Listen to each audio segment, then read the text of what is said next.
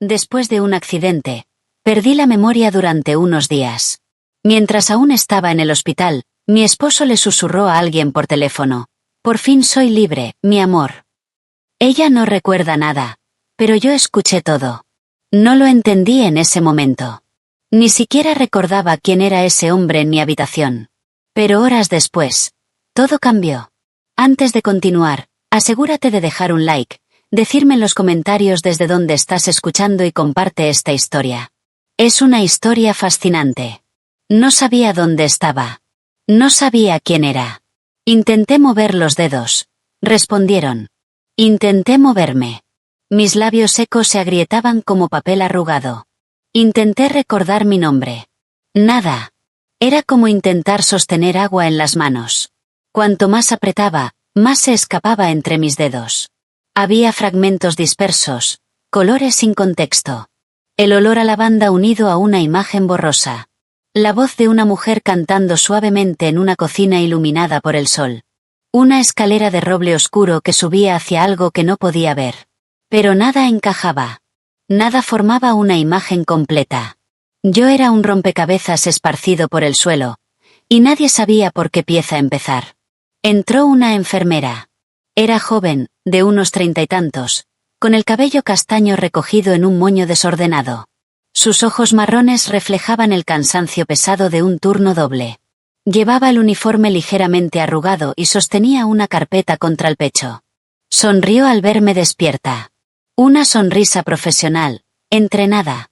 Pero había algo más en su mirada que no supe identificar en ese momento. Algo que parecía vigilancia. No la vigilancia de una trabajadora de la salud controlando signos vitales, sino otra distinta. La vigilancia de alguien que lleva días observando una situación, esperando que algo cambie. Se acercó, revisó los monitores, anotó algo en su carpeta, y luego apoyó la mano en el borde de mi cama. «Buenos días, señora», dijo con una voz suave y medida. «Está despierta. Está en el Hospital General de Manhattan, en Nueva York. Tuvo un accidente de coche. Ha estado inconsciente durante 2 días. Pero ahora está a salvo. A salvo». Recuerdo fijar esa palabra en mi mente, y no sentir absolutamente nada al oírla. Ni alivio, ni gratitud, ni el calor que una debería sentir al saber que ha sobrevivido a algo terrible. Era como si la palabra perteneciera a un idioma que aún no había reaprendido. Quería hacerle preguntas. Quería preguntarle mi nombre, mi dirección, quiénes eran las personas que me conocían y dónde estaban. Pero las palabras chocaban en mi garganta, y ninguna salía. Solo una lágrima fina y tibia que se deslizó desde la esquina de mi ojo hasta la funda blanca de la almohada, sin que pudiera detenerla.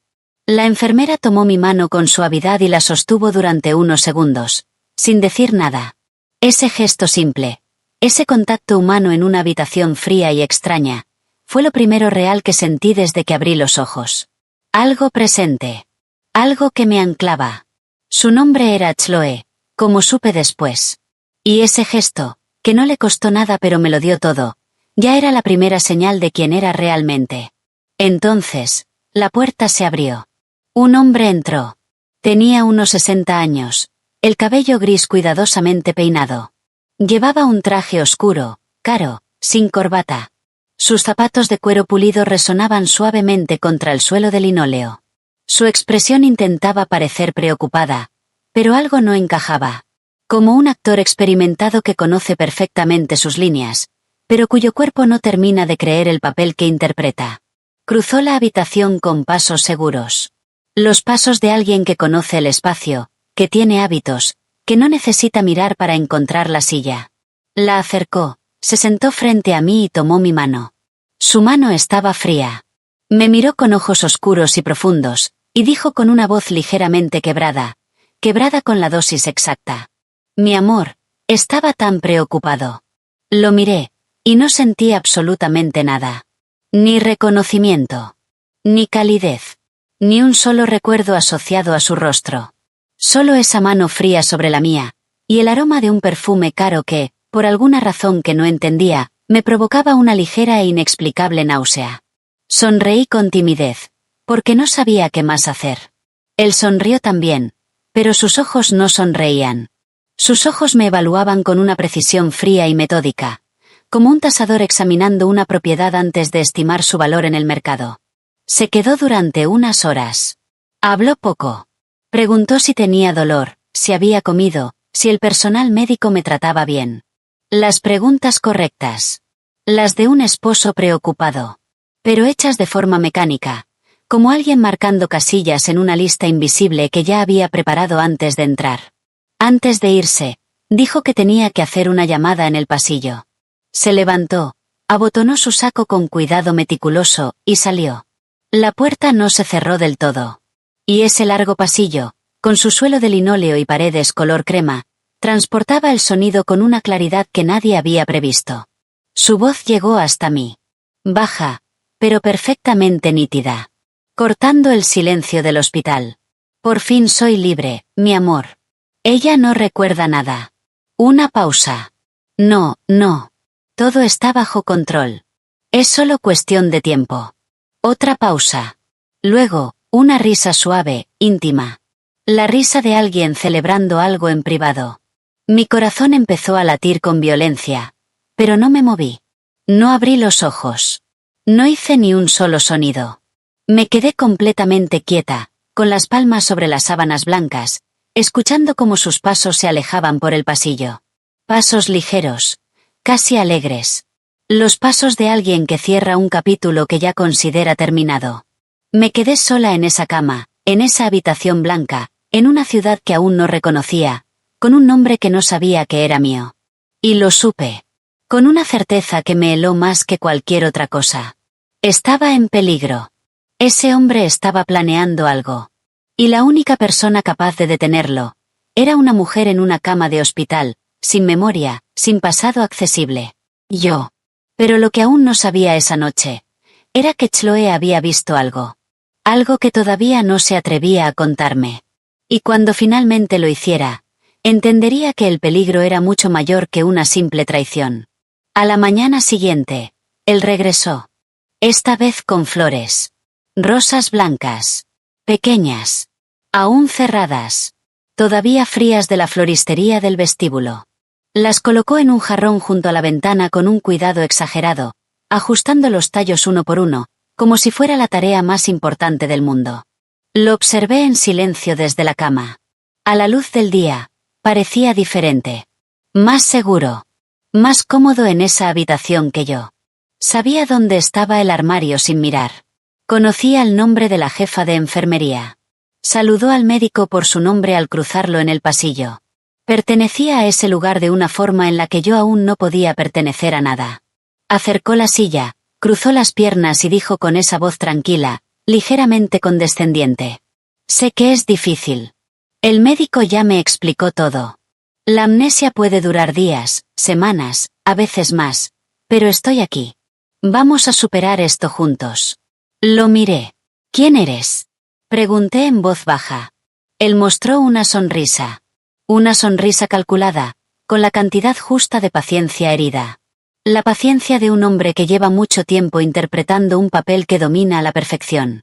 Soy tu esposo, cariño, desde hace 32 años. Intenté imaginar 32 años al lado de ese hombre. Intenté encontrar un eco, una resonancia de ese tiempo compartido dentro de mí. Nada. Era como si hubiera dicho un número al azar. 4050. Una cifra abstracta que no conectaba con nada vivo dentro de mí. ¿Cómo te llamas? Pregunté. Arthur, respondió sin dudar. Arthur. Y tú eres Eleanor. Tenemos una propiedad en Greenwich, un departamento en Palm Beach, y una vida que recordarás con el tiempo. Eleanor. Repetí el nombre en mi mente. Intenté ponérmelo como quien se prueba una prenda, para ver si encaja, si coincide con algo. No encajaba con nada todavía. Pero no dije nada. Porque la noche anterior, en la oscuridad de esa habitación, había aprendido una lección crucial. Guardar silencio. Observar. Esperar. En los días que siguieron, Arthur aparecía cada tarde. Siempre impecablemente vestido. Siempre con una excusa cuidadosamente preparada para no quedarse demasiado tiempo. Una reunión urgente de directorio. Un compromiso ineludible. Ya sabes cómo es, Eleanor, Los negocios no se detienen. Pero yo no lo sabía. No sabía nada de nuestros negocios, de nuestra vida, ni de lo que habíamos construido juntos durante esos 32 años de los que él hablaba como si fueran una evidencia incuestionable. Y él lo sabía. Y eso parecía convenirle perfectamente. Evitaba tocarme más allá de lo estrictamente necesario. Un beso rápido en la frente al llegar. Un apretón de manos con la duración exacta. Ni un segundo más. Como alguien que sigue un protocolo establecido, cumpliendo una obligación sin poner nada real en ello. Cuando le hacía preguntas sobre nuestra casa, nuestra historia, sobre quién era yo antes de este hospital, él desviaba el tema con una elegancia que delataba una larga práctica en la evasión. No te fuerces, el médico dijo que no debes presionarte. Cuando recuerdes, te lo contaré todo. Descansa, cariño. Necesitas descansar. Siempre había una razón para cerrar el tema antes de que se volviera peligroso para él. Pero lo que más me perturbaba no era lo que decía, sino lo que hacían sus ojos mientras hablaba. Me evaluaban constantemente. De forma metódica. Como un hombre calculando cuánto falta antes de poder marcharse. No era la mirada de un hombre preocupado por su esposa. Era la mirada de un hombre esperando que algo termine. Una tarde, fingí estar dormida mientras él estaba sentado en la silla. Se quedó en silencio unos minutos. Luego sacó su teléfono del bolsillo interior del saco. Comenzó a escribir rápidamente con los pulgares, con la soltura de alguien acostumbrado a escribirle a esa persona en particular. Y yo, a través de mis pestañas apenas entreabiertas, vi aparecer en su rostro la comisura de una sonrisa. Una sonrisa que no era para mí. Una sonrisa suave, casi tierna. Una sonrisa que pertenecía a otro mundo. Un mundo en el que yo no existía. O, al menos, un mundo en el que él prefería estar. Esa misma noche, Chloe entró para cambiarme el suero. Arthur estaba en el pasillo. Ella trabajó en silencio durante unos momentos, luego me miró con sus ojos marrones, directos, y dijo muy suavemente: ¿Cómo se siente hoy, señora? Confundida, respondí con honestidad. Ella asintió lentamente. Dobló con cuidado la bolsa vacía del suero y, antes de salir, se detuvo en la puerta. Sin mirarme directamente, dijo: Tiene muy buen instinto, señora. Hizo una pausa breve, casi imperceptible. Es importante que confíe en él. Y se fue. Me quedé mirando la puerta cerrada durante mucho tiempo. Esas dos frases simples contenían algo que aún no podía nombrar, pero que sentía con la misma certeza helada que había sentido la noche en que escuché la voz de Arthur en el pasillo. Ella sabía algo. Y estaba esperando el momento adecuado para decírmelo. A la tarde siguiente, Arthur llegó antes de lo habitual. Llevaba un maletín de cuero negro, grueso, visiblemente pesado por los documentos que contenía. Lo dejó sobre la mesa de noche con una naturalidad que me heló la sangre al instante. Tenemos que resolver algunos asuntos administrativos, dijo, abriendo el maletín con dedos tranquilos y precisos. Nada de qué preocuparte, solo algunos papeles sobre nuestros bienes. Formalidades que necesitan tu firma para que pueda gestionar todo mientras te recuperas. Comenzó a colocar los documentos uno por uno sobre la manta blanca del hospital. Eran muchos. Contratos impresos en hojas de papel grueso con membrete. Columnas densas de letra pequeña. Números. Cláusulas. Subcláusulas que parecían no terminar nunca. Y entre todo eso, cifras que incluso para una mente fragmentada destacaban con una violencia silenciosa. 5.127.500.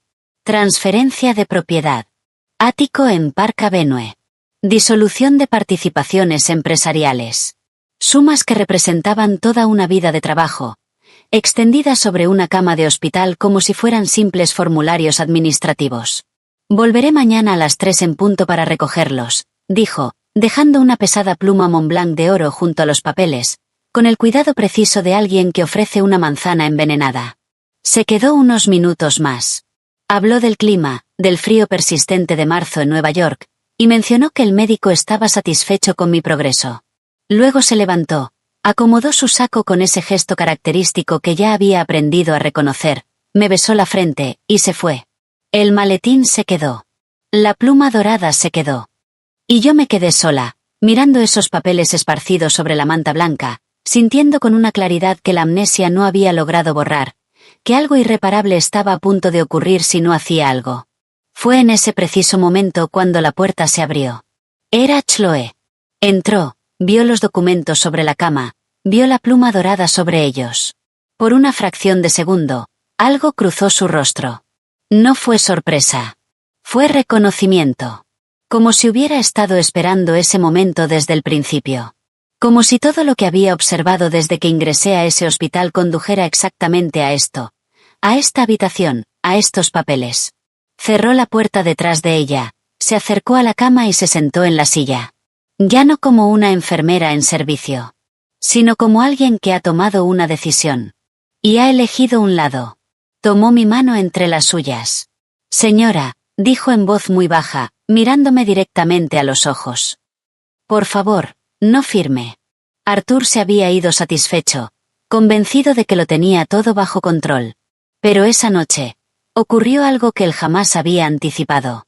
Una revelación que iba a cambiar absolutamente todo lo que creía saber sobre ese accidente.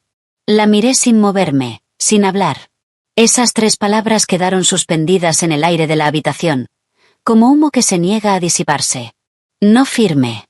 Dichas con una convicción tal, que mi mano, que ya se había movido de forma mecánica hacia la pluma dorada, se detuvo en seco, como si algo invisible y firme la hubiera retenido. ¿Qué quieres decir? Logré decir al fin. Mi voz era baja. Apenas un susurro. Explícamelo. Ella miró hacia la puerta para asegurarse de que estaba bien cerrada, se inclinó ligeramente hacia mí y comenzó a hablar en voz baja, rápido, con la precisión de alguien que ha pensado en este momento durante días, y sabe exactamente qué decir, en qué orden y con qué palabras. Llevaba 6 años trabajando en esa planta. Y desde el primer día en que me llevaron a esa habitación, algo en ese hombre le había generado una profunda incomodidad. Al principio no supo ponerle nombre. Era intuición. Esa intuición que los años en un hospital te enseñan a desarrollar, y a no ignorar jamás. Esa sensación específica que distingue el dolor real, de una actuación. Arthur no estaba sufriendo. Estaba esperando. Hacía las preguntas equivocadas a los médicos, dijo, eligiendo cada palabra con cuidado. No preguntó si ibas a recuperarte. No preguntó si sentías dolor. Preguntó si existía el riesgo de complicaciones graves, si la amnesia podía ser permanente, si había casos en los que pacientes en ese estado no sobrevivían a sus heridas. La escuché sin parpadear. Algo en mi pecho se iba tensando lentamente, como un nudo que se aprieta desde ambos extremos al mismo tiempo. Al tercer día, continuó, lo vi en el vestíbulo principal, abajo. No estaba solo. Había una mujer con él. De unos 40 años. Bien vestida. Llevaba un trench color camel. Cabello oscuro. Estaba hablando con ella en un rincón tranquilo, cerca de los grandes ventanales. Hizo una pausa. Cuando se fue, le tomó la mano. Salieron juntos por la puerta principal. El silencio cayó en la habitación durante unos segundos. Sé que no me corresponde juzgar la vida de los demás, dijo Chloe.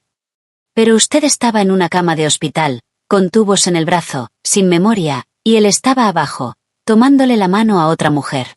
No dije nada. Había una sensación en mi pecho que no sabía nombrar con precisión.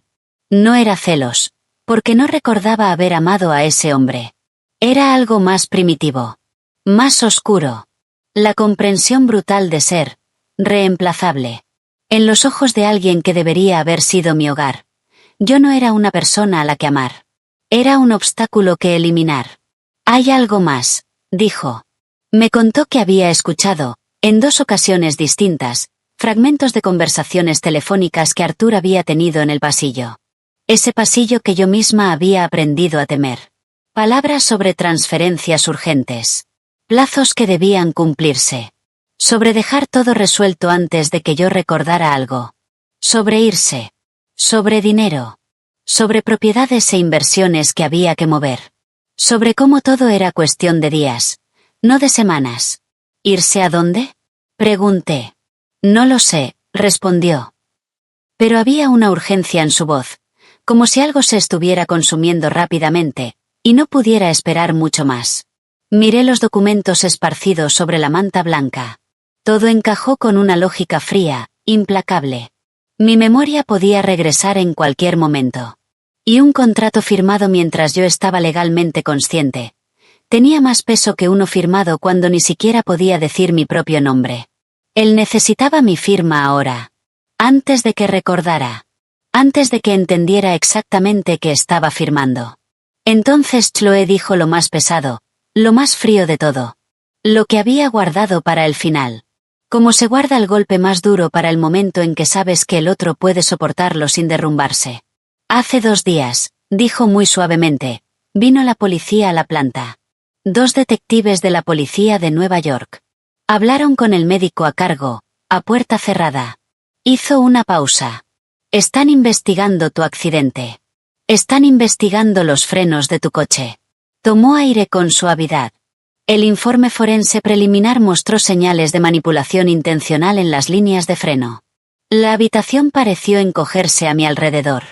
Aún no tienen conclusiones definitivas, añadió rápidamente. La investigación sigue en curso. Pero me pidieron que observara, y que anotara cualquier comportamiento inusual en tus visitantes. Me miró directamente. Por eso he estado observando desde el principio. Por eso estoy aquí esta noche. Miré la pluma dorada sobre la manta. Esa pluma que Arthur había dejado con tanto cuidado calculado.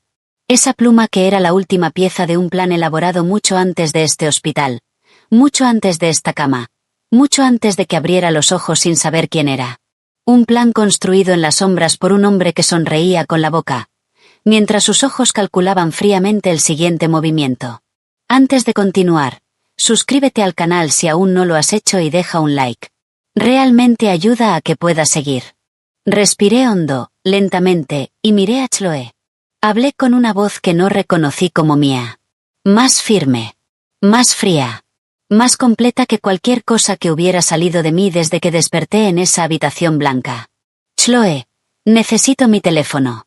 Se levantó de inmediato, abrió el armario al fondo de la habitación y sacó un teléfono. La pantalla estaba agrietada en la esquina superior izquierda, como una telaraña de vidrio roto, pero aún funcionaba. Me lo entregó con ambas manos. Lo tomé. Ese pequeño rectángulo de cristal contenía toda una vida a la que no podía acceder con mi memoria, pero tal vez podía alcanzarla de otra forma. Deslicé el dedo por la pantalla. Pedía un código de 4 dígitos. Probé varias combinaciones lógicas. Ninguna funcionó. Entonces miré con atención la pantalla agrietada, y noté algo. En la esquina, debajo de las grietas, las marcas de uso eran más visibles sobre ciertos números que sobre otros. Los números más utilizados siempre dejan rastro. Tecleé la combinación que sugerían esas marcas. El teléfono se desbloqueó. Chloe y yo intercambiamos una mirada silenciosa. Fui directamente a los contactos. Busqué una palabra. Un título. Algo que pareciera un salvavidas en medio de este naufragio.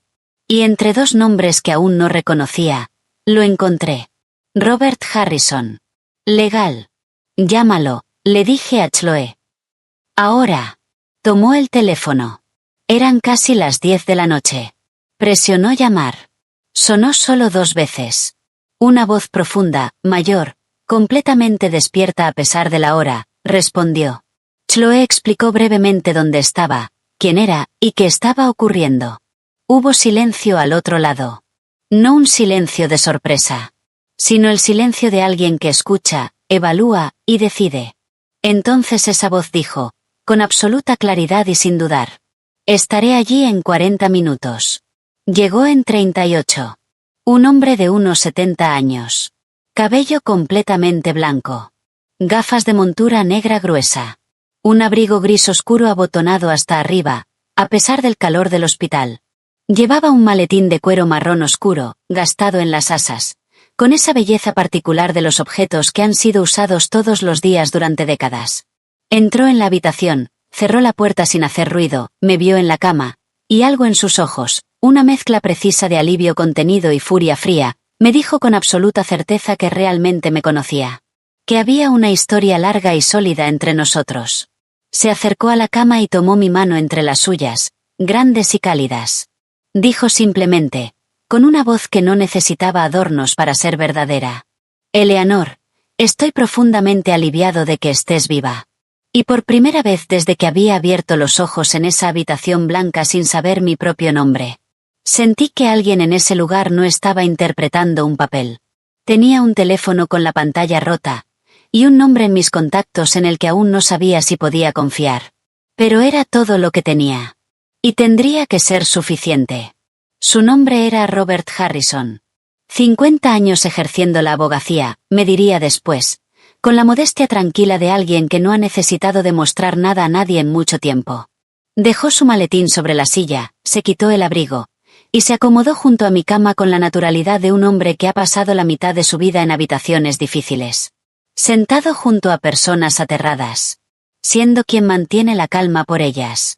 Chloe cerró la puerta con llave desde dentro. Apagó la luz fluorescente del techo y encendió únicamente la pequeña lámpara junto a la cama, sumiendo la habitación en una penumbra íntima, casi confidencial, que nos separaba del resto del hospital. A través de la ventana, Nueva York brillaba en la oscuridad con miles de luces frías e indiferentes. El Hudson fluía allá afuera, invisible en esa noche de marzo que no prometía nada. El señor Harrison tomó los documentos que Arthur había dejado sobre la cama. Los revisó en silencio, rápidamente, con ese estilo de lectura propio de alguien que conoce cada trampa que un contrato puede esconder entre sus márgenes y subcláusulas. Sus dedos pasaban las páginas con precisión mecánica. Su rostro no cambió, pero vi cómo su mandíbula se tensaba ligeramente con cada nueva hoja. Un movimiento mínimo, casi imperceptible, que delataba lo que su voz se negaba a expresar. Cuando terminó, se quitó las gafas, las apoyó con cuidado sobre su rodilla y se frotó los ojos con las yemas de los dedos, moviéndose con la lentitud de un hombre que elige sus palabras antes de hablar. Luego me miró, con una expresión que jamás olvidaré. No era lástima. Era ira. Una ira fría, perfectamente contenida. La ira de un hombre justo frente a algo profundamente injusto. Este hombre, dijo con una voz absolutamente calmada, tiene una audacia que rara vez he visto en 50 años de ejercicio. Dejó los documentos sobre la mesa de noche y los miró como quien observa un arma cargada. Estos contratos, tal como están redactados, te despojarían de casi todo lo que has construido en tu vida. Tu propiedad en Greenwich. El departamento en Palm Beach. Tus participaciones en 3 corporaciones distintas. Tus cuentas de inversión. Hizo una breve pausa. No te quedaría absolutamente nada. Lo escuché sin inmutarme. Y algo dentro de mí, en lugar de quebrarse bajo el peso de esas palabras, se endureció. No era miedo. Era algo más firme. Más decidido. Como si, al comprender la magnitud real de lo que querían quitarme, despertara algo que la amnesia había cubierto, pero no destruido. Pero cometió un error, continuó Harrison. ¿Cuál? Pregunté. Me miró con esa expresión grave y directa. Subestimó quién eres. Esas palabras cayeron en la habitación con un peso que aún no podía medir del todo, pero las recibí. Y algo antiguo y sólido, algo que no pertenecía a la memoria, sino al carácter, se irguió un poco más en esa cama de hospital. Así, los 3 comenzamos a construir el plan en esa habitación en penumbra, mientras Nueva York dormía allá afuera. El primer paso quedó en manos del señor Harrison. Trabajó durante horas, inclinado sobre la mesa auxiliar de la cama, convertida en un escritorio improvisado. Lo que estaba preparando era un nuevo conjunto de documentos estructuralmente idénticos a los de Arthur. Mismo formato. Mismo papel legal grueso. Misma secuencia de cláusulas y subcláusulas. Chloe había traído discretamente materiales desde la estación de enfermería, y Harrison trabajaba con la concentración absoluta de un cirujano. Pero el contenido de esos nuevos documentos era radicalmente distinto. Cada activo que Arthur intentaba arrebatar, ahora quedaba firmemente asegurado a mi nombre. Cada inversión, cada propiedad, cada participación empresarial que estaba a su nombre era transferida legal e irrevocablemente a Eleanor. También se encargó de colocar pequeñas etiquetas adhesivas amarillas exactamente en los mismos lugares que en los documentos originales de Arthur. En las mismas páginas. En los mismos márgenes. De modo que alguien que los revisara rápidamente, buscando solo referencias visuales, no notaría ninguna diferencia. Un hombre apurado, un hombre confiado, Un hombre que cree estar revisando algo que él mismo redactó. No lee. Verifica. Y para verificar, busca las marcas que ya conoce. Luego Harrison hizo algo que no había anticipado. Algo que resultaría decisivo. Salió de la habitación en silencio durante unos 20 minutos. Cuando regresó, dijo con calma. Hablé con el médico de guardia. Está redactando un certificado por escrito, con fecha de esta noche, confirmando que tienes plena capacidad cognitiva para la validez de un documento legal. Hizo una breve pausa. Eso cerrará definitivamente la única vía que Arthur podría usar para impugnar tus firmas. Era la pieza que faltaba. La que volvía todo, inquebrantable. Cuando me presentó los nuevos documentos para firmar, mi mano estaba firme. Una firmeza que incluso a mí me sorprendió. Como si al firmar esas páginas despertara una memoria antigua, algo que desde siempre supo cómo sostener una pluma con autoridad. El segundo paso le correspondía a Chloe. A las 3 de la madrugada, tomó mi teléfono y llamó a Arthur. Su voz fue profesional, urgente. El tono exacto de una enfermera que despierta a un familiar en plena noche con malas noticias. Señor, debo informarle que su esposa tuvo un episodio esta noche. Los médicos solicitan su presencia lo antes posible. Ambas contuvimos la respiración. Hubo una pausa al otro lado de la línea. No la pausa de alguien que ya se está levantando a buscar las llaves del coche. La pausa de alguien que evalúa, que calcula, si realmente vale la pena ir. Entonces la voz de Arthur, ligeramente molesta y adormecida, respondió. ¿Está en peligro de muerte? Chloe me miró. Asentí. Es urgente, señor, dijo simplemente. Muy bien. Estaré allí a primera hora de la mañana. Colgó. Chloe dejó el teléfono sobre la cama, entre nosotras. Nos quedamos en silencio durante varios segundos. Un hombre que ama a su esposa no evalúa. Un hombre que ama a su esposa no pregunta si se está muriendo antes de decir que va en camino. Un hombre que ama a su esposa se pone el abrigo, mientras sigue al teléfono. Arthur había elegido calcular, y luego dormir. Esa decisión confirmó con absoluta claridad lo que ya sabía desde la noche en que escuché su voz en el pasillo. No estaba esperando mi recuperación. Estaba esperando otra cosa. Y esa noche, él mismo lo había confirmado. El tercer paso volvió a manos del señor Harrison. Llamadas breves. Discretas. Susurradas en el pasillo, mientras Chloe vigilaba.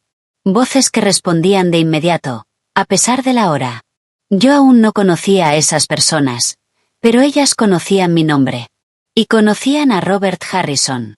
Y eso era más que suficiente. En las primeras horas de la mañana, algo comenzó a encajar silenciosamente fuera de esas paredes blancas. A las 7 de la mañana, Harrison recogió sus cosas, se puso nuevamente el abrigo y se levantó. Me miró una última vez. Descansa hasta las 3 de la tarde. Haz exactamente lo que acordamos.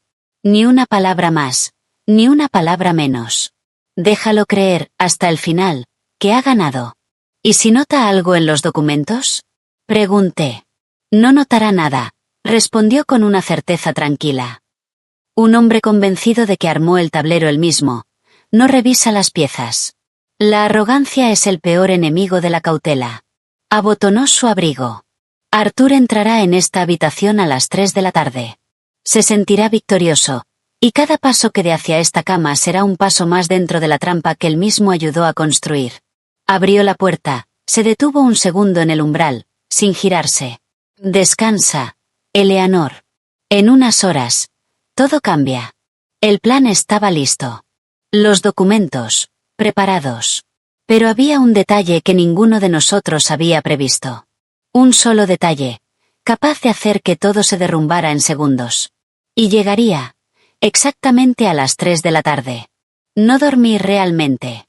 Dormité en fragmentos cortos, superficiales. Ese tipo de sueño en el que la conciencia se queda justo bajo la superficie, y el más mínimo ruido en el pasillo te arranca de golpe. Entre esos fragmentos, imágenes parpadeaban detrás de mis párpados cerrados. Una cocina iluminada por el sol, con grandes ventanales que daban a un jardín cuidado. Una mesa larga en el comedor, donde yo siempre me sentaba en la cabecera izquierda. Una oficina inundada de luz natural que reconocí de inmediato como mía, con pilas de carpetas organizadas de una manera que solo yo entendía, y que ahora, curiosamente, tenía todo el sentido. Primero aparecieron rostros sin nombre. Luego, nombres que empezaban a buscar sus rostros. Las piezas del rompecabezas se movían lentamente, casi de forma imperceptible, como si algo dentro de mí intentara reconstruirse sin que yo siquiera lo pidiera. A las 8 de la mañana, Chloe entró con una bandeja, tostadas, mermelada y café. La dejó en la mesa de noche sin decir palabra, luego se sentó en la silla y me observó comer en silencio. Desde esa noche, había algo entre nosotras difícil de definir. No era amistad. Todavía. La amistad necesita tiempo, y nosotras no lo habíamos tenido.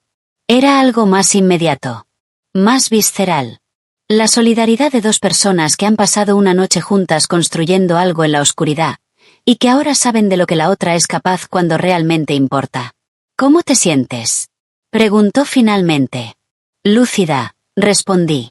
Y era exactamente cierto. Una lucidez particular, paradójicamente afilada por la falta de memoria. Como si no cargar con el peso de todos esos años me dejara extrañamente disponible, completamente presente para este único momento. No llevaba conmigo el pasado. Solo llevaba esta mañana, esta habitación, y lo que iba a suceder en unas horas. Estará aquí a las 3, dijo. Lo sé. Asintió, bajó la mirada hacia sus manos apoyadas en su regazo y luego volvió a mirarme.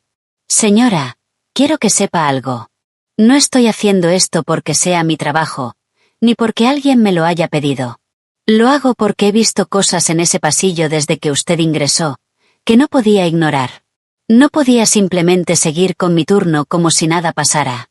Se detuvo, eligiendo sus palabras con cuidado, dejando a una mujer sola para enfrentarse a eso. Negó levemente con la cabeza. No podía hacerlo. La miré. Esa joven con los ojos cansados de turnos dobles, y esa convicción silenciosa y absoluta de que hay cosas frente a las que no se puede guardar silencio. Esa mujer que podría haber cerrado la puerta esa noche, agachar la cabeza y decidir que no era asunto suyo. Que podría haber calculado los riesgos para su carrera, y elegir el silencio cómodo de quienes miran hacia otro lado. Pero no miró hacia otro lado. Gracias, dije simplemente. Y en esa palabra puse todo lo que aún no tenía recuerdos para expresar de otra manera. Las horas que siguieron fueron las más largas que había vivido, o al menos de la parte de mi vida que aún podía recordar. El tiempo en un hospital tiene una textura particular. Espesa, y elástica al mismo tiempo. Se estira hasta volverse casi insoportable. Observé Nueva York a través de la ventana. El cielo gris de marzo, que no prometía nada. Los tanques de agua en las azoteas, húmedos por la noche. Una paloma inmóvil en la cornisa de enfrente, mirándome con ojos redondos, perfectamente indiferentes a todo lo que ocurría en esa habitación. Al mediodía, Harrison envió un mensaje a través de Chloe. 3 palabras, escritas en una pequeña tarjeta. Todo está listo. La leí, y cerré los ojos un instante. Todo está listo. Esas 3 palabras contenían toda una noche de trabajo meticuloso. 50 años de experiencia legal condensados en unas pocas horas. Llamadas realizadas a horas imposibles. Documentos redactados bajo la luz de una sola lámpara, mientras la ciudad dormía al otro lado de la ventana. A la 1:30 de la tarde, le pedí a Chloe que me ayudara a peinarme. Se mostró ligeramente sorprendida, luego sonrió. Sacó un cepillo del cajón de la mesa de noche y comenzó a desenredar y acomodar mi cabello blanco con movimientos suaves y precisos. Me miré en el pequeño espejo que me tendió. Una mujer de 67 años. Rasgos marcados por los días en el hospital. Ojos aún ligeramente hinchados.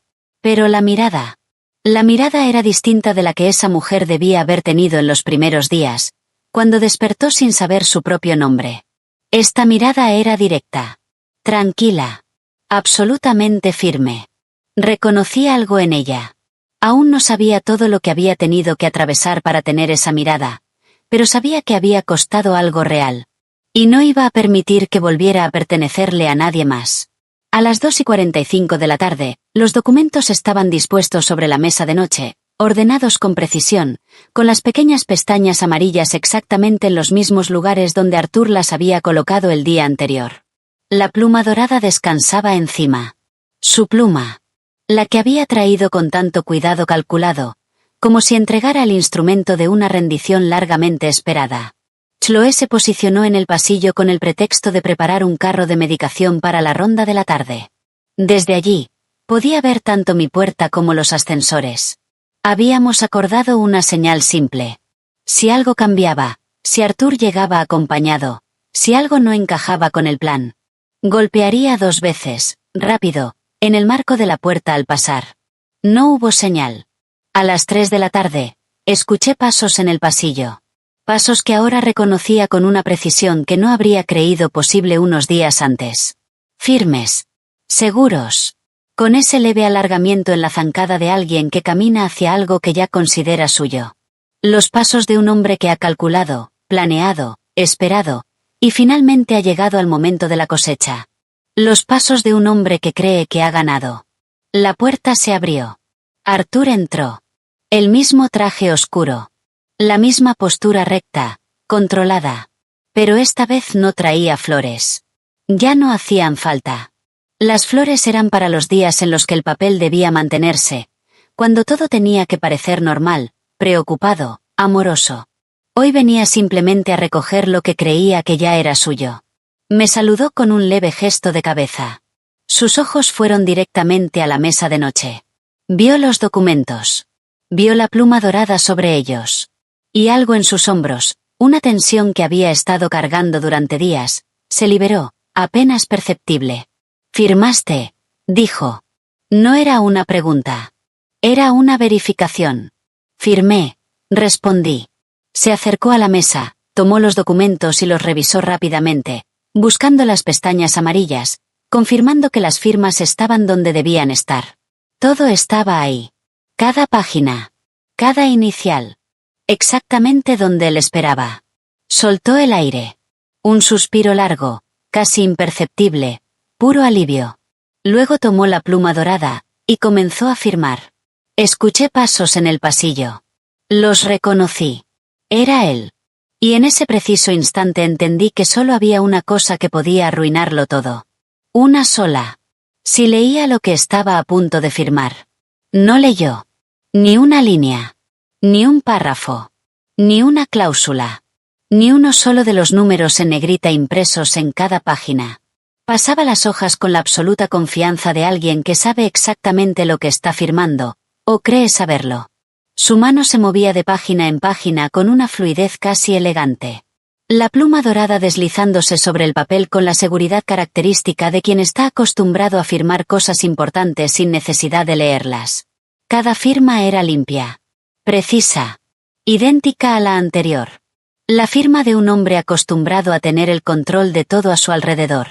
Lo observé en silencio desde la cama. Miré sus manos. Esas manos frías que habían sostenido las mías los primeros días con la presión exacta para parecer sinceras. Esas manos que habían acomodado rosas blancas en un jarrón con un cuidado meticulosamente calculado. Esas manos que habían preparado, organizado y apilado decenas de páginas diseñadas para despojarme de todo lo que había construido en una vida entera. Esas manos, ahora firmaban página tras página sin leer una sola palabra, con una media sonrisa que aparecía y desaparecía al ritmo constante de su pluma. Cuando llegó a la última página, la firmó con un ligero trazo adicional, un remate final. El punto satisfactorio al final de una larga carta que uno se alegra de haber terminado por fin. Dejó la pluma sobre la mesa, reunió los documentos con movimientos cuidadosos y los deslizó dentro de su maletín de cuero negro con el mismo cuidado exagerado con el que había acomodado las rosas blancas. Luego lo cerró lentamente, casi con ternura, y se puso de pie. Se abotonó el saco, miró su reloj, y se giró hacia mí. Esa mirada. Supe en el instante en que la recibí que la llevaría conmigo durante mucho tiempo. Quizá para siempre. Era la mirada de un hombre que cree haber ganado, y que ya no ve ninguna razón para ocultar lo que realmente ha pensado todo este tiempo. La máscara cayó. Y lo que había debajo era frío. Afilado. Cargado con ese desprecio particular de quienes pasan años al lado de alguien a quien consideran un obstáculo, y no un ser humano. Gracias, Eleanor, dijo. Su voz era suave, casi cortés. La cortesía vacía de alguien que ya no necesita nada de ti. Gracias por liberarme. Hizo una pausa calculada. Y por firmar tu propia ruina. No dije nada. Solo lo miré. Adiós, vieja. Pronunció esas 3 palabras con una ligereza que resultaba peor que la crueldad abierta. Como si despedirse de mí fuera un simple trámite administrativo. Como cerrar el último documento de un expediente que se archiva definitivamente antes de seguir adelante. Espero que tu memoria nunca regrese. Sería demasiado doloroso para ti. Créeme. Se dio la vuelta. Caminó hacia la puerta con esos pasos ligeros, casi alegres, que ya había aprendido a reconocer. Los pasos de alguien que abandona una habitación, con la certeza de que nunca volverá. Llegó a la puerta, puso la mano en el picaporte, la abrió. Y se quedó completamente inmóvil. El pasillo frente a él no estaba vacío. Había una mujer. Unos 40 años. Trench color camel. Cabello oscuro. Exactamente como Chloe la había descrito la noche en que todo comenzó. Estaba a unos metros de la puerta, esperando. Su sonrisa murió en sus labios en el instante en que vio quienes estaban a su lado en el pasillo. 2 hombres con trajes oscuros, discretos, inmóviles, con esa paciencia silenciosa de quienes no tienen ninguna prisa. Las placas de detectives de la policía de Nueva York brillaban en sus cinturones. Y junto a ellos, Robert Harrison. Maletín de cuero gastado en la mano. Gafas apoyadas en la punta de la nariz. Cabello completamente blanco. Y esa expresión, la que 50 años de ejercicio habían tallado en su rostro. Una expresión que no juzgaba. Solo observaba, con una paciencia absoluta. Porque el tiempo estaba de su lado. Arthur miró a los detectives. Miró a Harrison. Volvió a mirar a los detectives. Y por primera vez desde que lo conocía, su rostro perdió la compostura. No de golpe. Progresivamente. Como un muro cuidadosamente construido que empieza a agrietarse desde dentro, hasta colapsar por completo. ¿Qué es esto?, dijo. Su voz había cambiado. La suavidad calculada había desaparecido. En su lugar, algo crudo. Desnudo. La voz de un hombre viendo cómo sus cálculos se desmoronan en tiempo real. Uno de los detectives dio un paso al frente. Señor, tenemos una orden en relación con la investigación del accidente de su esposa. El informe forense final de esta mañana confirmó manipulación intencional del sistema de frenos. Las cámaras de seguridad del estacionamiento subterráneo de su propiedad en Greenwich lo muestran en proximidad con el vehículo de su esposa durante 2 horas y media, 2 días antes del accidente. Necesitamos que nos acompañe. Eso es absurdo, dijo Arthur. Intentó recuperar firmeza, pero sus palabras sonaban huecas. Como una estructura sin cimientos. Soy su esposo. He estado aquí todos los días cuidándola. Tengo documentos firmados por ella, de su puño y letra, en pleno uso de sus facultades, que establecen claramente nuestros acuerdos financieros. Estos documentos son perfectamente válidos, como podrán comprobar. El señor Harrison simplemente extendió la mano, sin decir una palabra. Arthur dudó un segundo largo, y luego le entregó el maletín. Harrison lo abrió, sacó los documentos y comenzó a leer en voz alta, con una lentitud deliberada, precisa, como alguien que quiere que cada palabra sea escuchada con total claridad por todos en el pasillo. Lo que leyó no era lo que Arthur había redactado. Las palabras resonaron en el corredor con una claridad implacable. Transferencia de participaciones corporativas de Arthur a Eleanor. Cesión de derechos sobre la propiedad de Park Avenue a la beneficiaria Eleanor. Disolución de cuentas conjuntas con la totalidad del saldo transferido a Eleanor. Y al pie de cada página, 2 firmas. La mía y la suya. Limpias. Precisas. Con ese pequeño trazo final tan característico. El rostro de Arthur perdió el color. Primero confusión. Luego incredulidad total. Y después, algo muy parecido a náusea. Había firmado sin leer, con la absoluta certeza de que esos documentos eran los que él mismo había preparado. ¿Por qué? ¿Por qué leer algo que crees conocer de memoria? Esa certeza. Esa arrogancia silenciosa de quien siempre cree ser el más inteligente de la sala. Había sido la grieta por la que todo se vino abajo. La mujer del trench camel, que comprendió lo que estaba ocurriendo apenas unos segundos después que Arthur, dio unos pasos hacia atrás. Pero el segundo detective ya se había colocado de forma natural, cerrándole cualquier posible salida. Sin brusquedad. Con esa precisión de quienes están entrenados para anticiparse. El silencio en el pasillo duró 5, 6, 7 segundos. Luego Arthur me miró. Yo estaba sentada en la cama, la puerta completamente abierta, habiendo visto y escuchado todo desde el principio. Y me miró con una expresión que nunca había visto en ese rostro. Un rostro acostumbrado a controlar cada gesto, cada tono, cada silencio. Puro pánico. Tú, dijo. Tú no recordabas nada. Lo miré sin moverme. No recordaba ni mi propio nombre. Respondí con calma. Pero siempre he sabido reconocer una amenaza. Había tomado la pluma y firmado página tras página sin dudar, sin leer. Y yo había tenido que contenerlo todo dentro de mí para no revelar ni una señal de lo que estaba ocurriendo frente a mis ojos. Los detectives se acercaron a Arthur con movimientos medidos, profesionales. Sin dramatismo. Lo que los hacía aún más definitivos. Uno de ellos apoyó una mano en su hombro con firmeza tranquila. Arthur se apartó bruscamente. No me toque. Su voz recuperó una fracción de dureza. El reflejo de alguien acostumbrado a dar órdenes, a que el mundo se doblegue a su alrededor. No entienden lo que están haciendo. Estos documentos no son válidos. Ella estaba en un estado alterado. No ha recordado nada desde que ingresó. Un contrato firmado por alguien que no está en pleno uso de sus facultades no tiene ninguna validez legal. Y ustedes lo saben. El señor Harrison bajó lentamente los documentos, se quitó las gafas y lo miró. No con ira. No con desprecio. Con algo más profundo. Más pesado.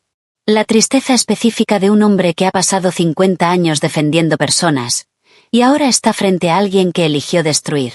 Plantea un punto legal válido, dijo con absoluta calma. Un contrato firmado por una persona con sus facultades realmente alteradas puede, efectivamente, ser impugnado en un tribunal. Hizo una pausa breve, perfectamente controlada. Precisamente por eso, anoche, a las 11:40, hice que el médico de guardia redactara un certificado que confirma que Eleanor tenía plena capacidad cognitiva para la validez de un documento legal.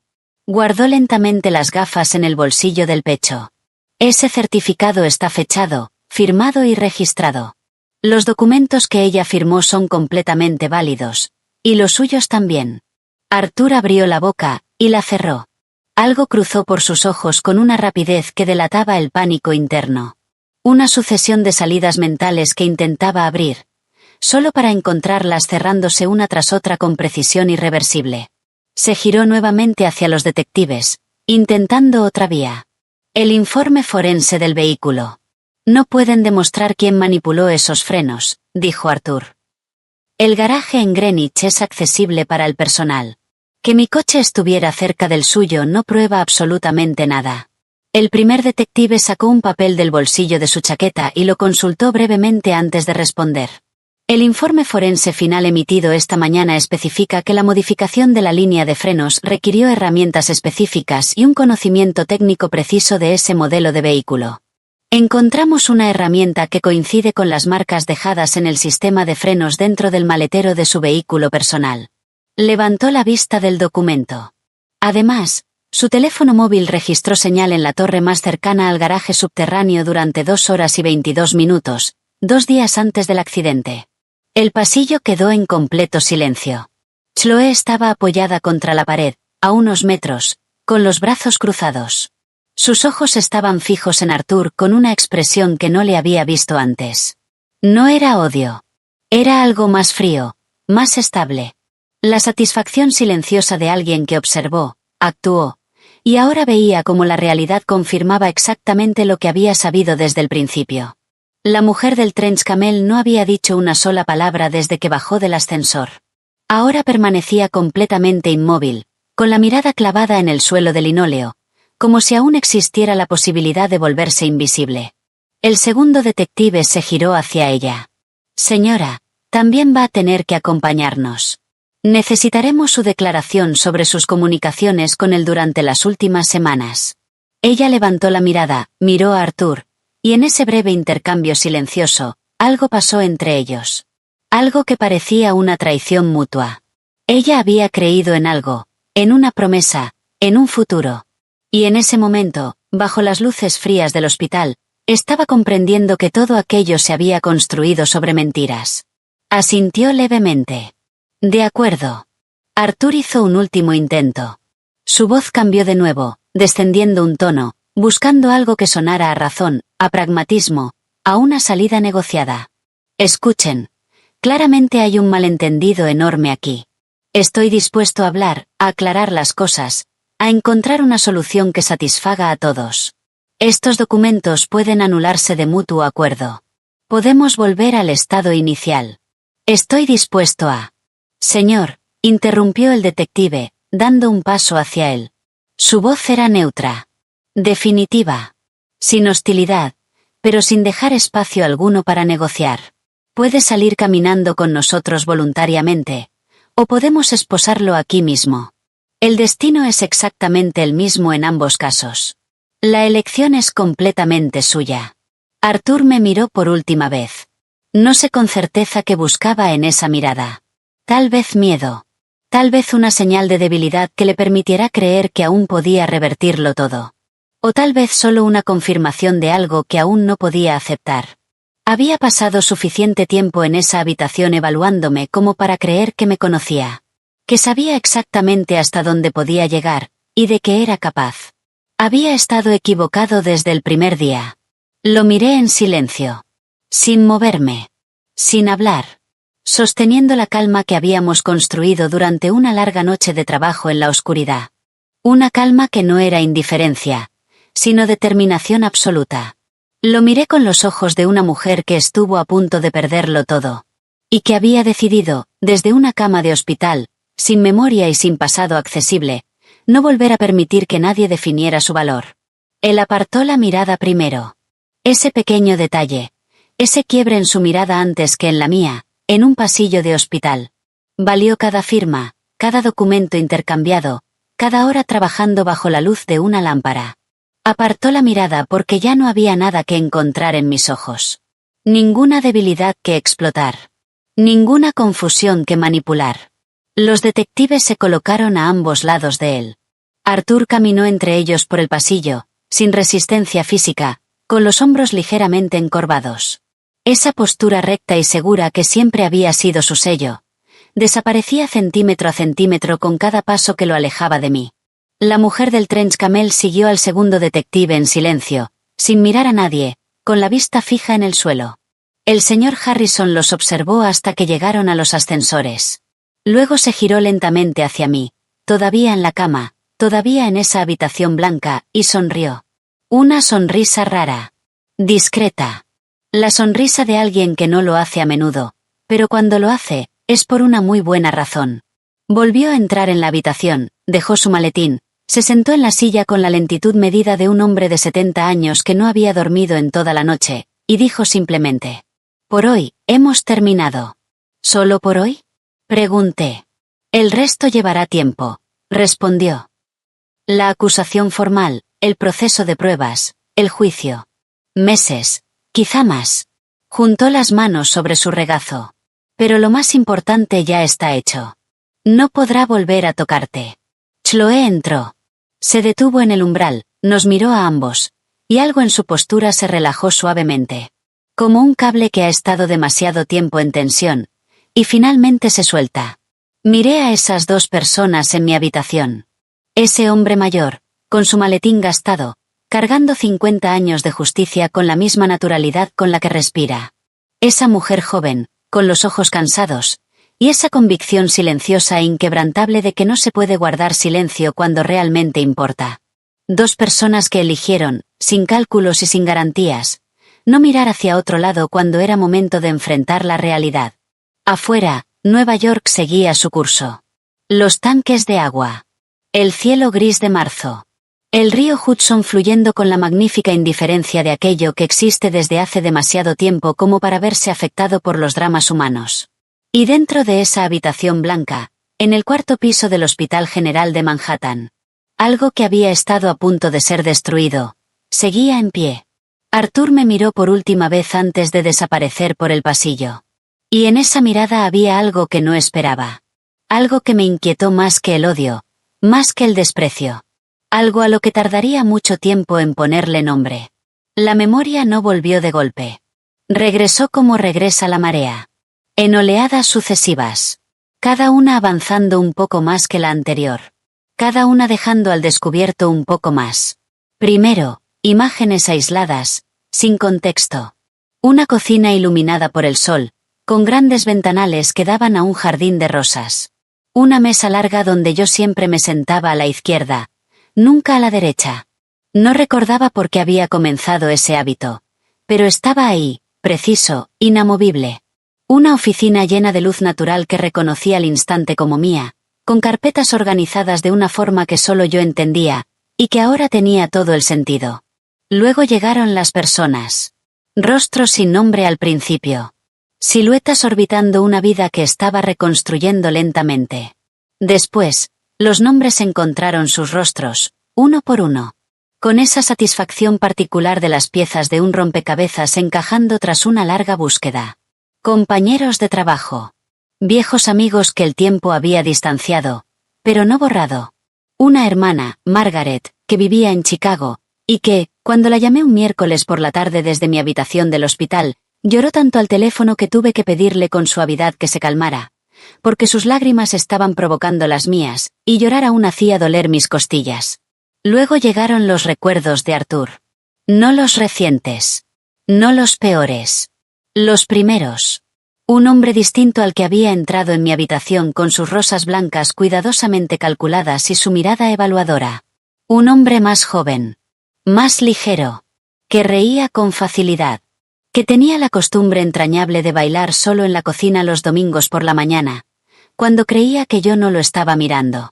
Un hombre que me había amado, a su manera, en algún momento de nuestra vida juntos. Y que se había perdido en algún punto del camino, en un lugar que ya no podía encontrar.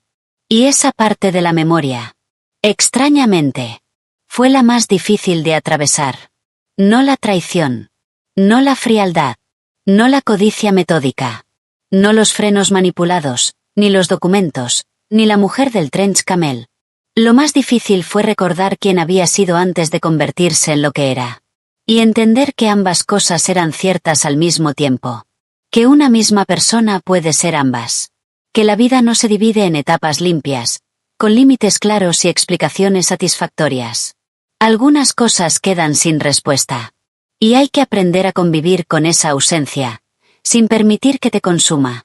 Me dieron el alta del hospital. Una mañana de principios de abril. El sol en Nueva York, en esa época del año, tiene una cualidad muy particular. No es el sol generoso y radiante del verano. Es un sol tímido, que parece pedir permiso. Ilumina las cosas sin llegar a calentarlas del todo, pero tiñe las fachadas antiguas de un tono dorado, como una promesa que aún no está listo para cumplir. Pero esa mañana, cuando salí por las puertas de vidrio del Hospital General de Manhattan, con un pequeño bolso en la mano y ese cielo gris azulado sobre mí, ese sol tímido fue más que suficiente. Me detuve un momento en la acera. Respiré el aire de Nueva York. Ese aire particular que huele a concreto húmedo, a café recién hecho, y a algo indefinible que solo pertenece a esta ciudad. Los taxis pasaban a toda velocidad. La gente caminaba con ese ritmo acelerado tan característico, como si siempre hubiera algún lugar al que llegar. Un niño corría por la vereda de enfrente mientras su madre lo seguía riendo. La vida continuaba, con esa indiferencia benigna que siempre reserva para las tragedias individuales. Esa forma que tiene el mundo de seguir girando, mientras algunas personas atraviesan los momentos más difíciles de su existencia. Volví a casa. Varias semanas después, cuando el polvo comenzó a asentarse y yo recuperé suficiente fuerza para hacer lo que había querido desde que salí del hospital. Regresé al Hospital General de Manhattan. Chloe estaba comenzando su turno. La encontré en la estación de enfermería, con su uniforme, el cabello castaño recogido en el mismo moño desordenado de aquella primera noche. Me vio caminar por el pasillo, y se quedó completamente inmóvil durante un segundo entero. como alguien que no sabe si lo que está viendo es real, o un engaño de la memoria. Luego dejó lo que tenía en las manos y caminó hacia mí. Fuimos a la pequeña sala de descanso del personal. Tomamos café de máquina. Ese café malo, que solo existe en hospitales y estaciones de tren. Con ese sabor que parece concentrar todas las horas difíciles que se han vivido allí. Y le conté todo. Las semanas que habían pasado. La investigación penal en curso. Los informes forenses. La manera en que Arthur, enfrentado a la acumulación metódica de pruebas, había dejado de negar, para empezar a negociar. Ese movimiento clásico de quienes finalmente entienden que el juego está perdido, y solo buscan reducir el daño. Ella escuchó sin interrumpirme ni una sola vez. Con esa atención total y silenciosa que era su forma natural de estar presente para otros. Cuando terminé, saqué un sobre de mi bolso, y lo dejé sobre la mesa, entre nosotras. ¿Qué es esto?, preguntó. Ábrelo. Lo abrió despacio. Con cuidado. Como quien intuye que hay algo más dentro que un simple documento. Sacó el papel. Lo leyó. Lo volvió a leer. Y luego me miró con una expresión que nunca le había visto. Completamente despojada de su vigilancia profesional. Abierta. Cruda. Absolutamente sorprendida. Era una escritura de propiedad. Un apartamento de 2 dormitorios en Park Slope, Brooklyn. Con una gran ventana que daba a una calle arbolada, y a un mercado de agricultores los fines de semana. No puedo aceptar esto, dijo de inmediato. Su voz era firme, pero había un temblor escondido debajo. Sí puedes. Y lo harás, Chloe. Puse mis manos sobre las suyas, igual que ella había hecho conmigo aquella noche en la habitación blanca, cuando todo pudo haber salido mal. Podrías haber cerrado la puerta esa noche. Podrías haber decidido que no era tu problema. Que era demasiado complicado, demasiado arriesgado, que estaba fuera de tu trabajo. Apreté sus manos suavemente. Elegiste otra cosa. La miré. Lo que te doy hoy no es una deuda que estoy pagando. Es el reconocimiento de quién eres. Se quedó en silencio durante un largo rato, mirando por la ventana de la sala de descanso, hacia el patio interior del hospital. Un rectángulo de cielo gris, un banco metálico, y una maceta desgastada que el sol de abril apenas empezaba a tocar. Luego asintió. Una sola vez. Lentamente. Y vi como algo en sus hombros se relajaba, como si no solo aceptara el apartamento, sino algo más grande. El permiso de ser reconocida por lo que había hecho. Al día siguiente, fui a la oficina de Robert Harrison. Me recibió exactamente como siempre lo había hecho, antes de todo esto. Ahora lo sabía, con la memoria completamente recuperada. De pie detrás de su escritorio. Mano extendida. Las gafas apoyadas en la punta de la nariz. Su oficina era exactamente como la recordaba. Libros de derecho apilados del suelo al techo en 3 paredes. Expedientes organizados en un aparente desorden que solo él entendía. Y una ventana con vista al perfil de Midtown Manhattan, bajo ese mismo sol de abril que parecía decidido, por fin, a cumplir su promesa. Dejé un documento sobre su escritorio. Una propuesta en la que había trabajado durante días. La reescribí 3 veces, hasta estar satisfecha con cada palabra. Una participación accionaria formal y permanente en la empresa que había construido durante 20 años. No un bono puntual. No un pago generoso que se firma y se olvida. Acciones reales. Registradas. Incorporadas a los estatutos. El tipo de gratitud que no se disuelve con el tiempo. Que deja claro que hay personas que entran en tu vida, y cambian su rumbo para siempre. Tomó el documento. Lo leyó completo. Cada línea. Cada cláusula. A diferencia de ciertas personas, como ambos sabíamos ahora. Se quitó las gafas y me miró. Sabe que lo habría hecho de todos modos, dijo. Sin esperar nada a cambio. Lo sabe. Lo sé, respondí. Precisamente por eso. Hice una pausa. Hay algo que esos días en el hospital me enseñaron. Esos días en los que era solo una mujer en una cama blanca, sin saber su propio nombre. Sin pasado. Sin certezas. Una lección que quizá nunca habría aprendido con tanta claridad, si todo hubiera sido diferente. La memoria puede fallar. El cuerpo puede traicionarte. La confianza puede romperse de formas que nunca imaginaste posibles, por personas que creías conocer. Pero hay cosas que permanecen, incluso cuando todo lo demás desaparece. El instinto de sobrevivir. La capacidad de reconocer la sinceridad, incluso en medio de una mentira. Y la certeza silenciosa e inquebrantable de que el bien hecho sin cálculo, sin esperar nada a cambio. El bien hecho a las 3 de la madrugada por una mujer joven que podría haber mirado hacia otro lado, pero no lo hizo. Tiene un peso real. Un peso permanente en este mundo. Un peso que nada puede borrar. Ni contratos. Ni plumas doradas. Ni planes construidos en las sombras por personas que olvidaron cuánto vale una vida humana. Mi nombre es Eleanor. Tengo 67 años. Sobreviví. Y lo recuerdo todo. Y fue entonces cuando entendí lo único que realmente importaba. No era la victoria. No era la justicia. Era lo que 2 personas eligieron hacer, una noche de marzo en Nueva York. Cuando podrían haber elegido no hacer nada.